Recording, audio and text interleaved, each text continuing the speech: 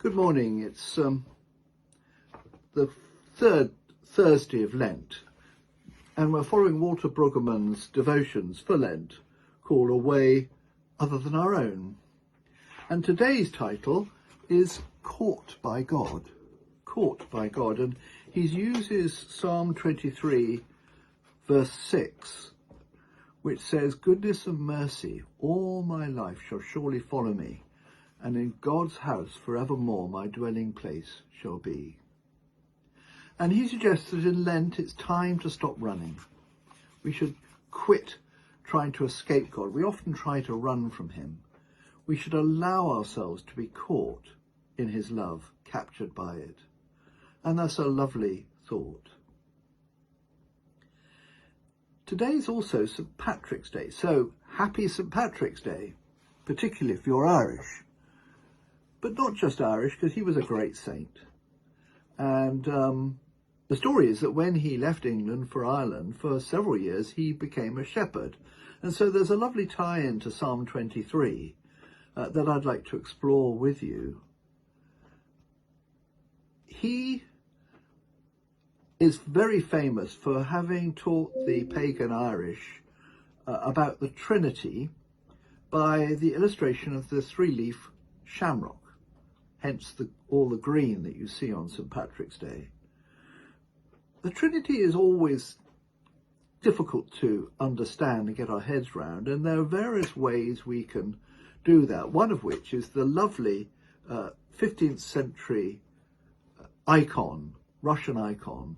Matt has a copy of it on the wall of his study too, that you often see during his blogs, and I love it also. It really helps me sometime when I'm meditating to come into God's presence, just to study that and relax into it. And I see the Trinity in the whole of Psalm 23.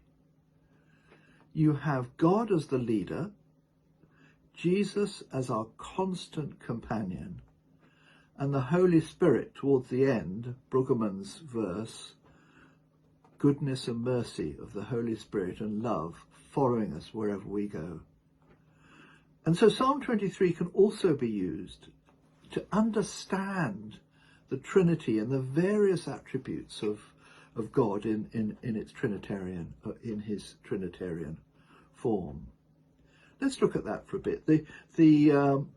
Towards the start of Psalm 23, the psalm says, "He," that's God, "leads me the quiet waters by, where he restores my soul." Now that's God as leader. Now, I don't know about you, but I sometimes find it difficult to either allow myself to be led by God or to see exactly where God is leading me.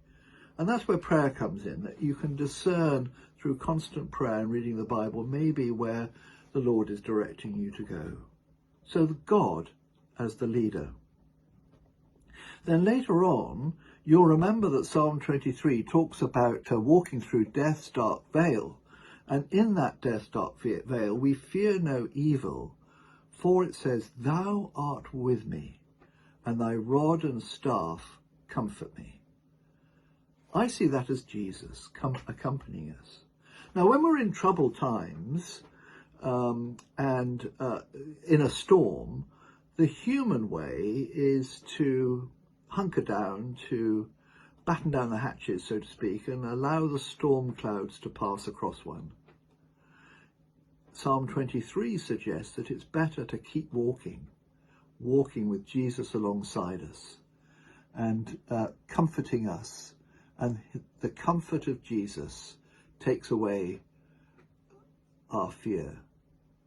One version of Psalm 23 says, "I'll never be lonely, for you are near. You become my delicious feast, even when my enemies are around me."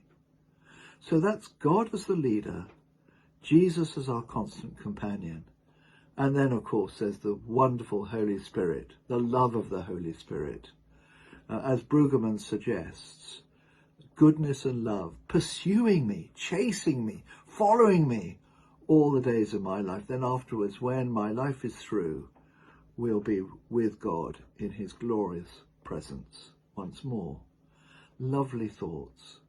I'm reminded of a wonderful hymn by George Matheson.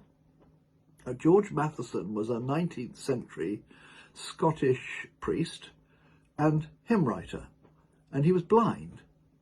And he wrote a hymn that was much loved by my mother, for instance. I don't know whether we often sing it nowadays, but the opening line is, "O love that will not let me go.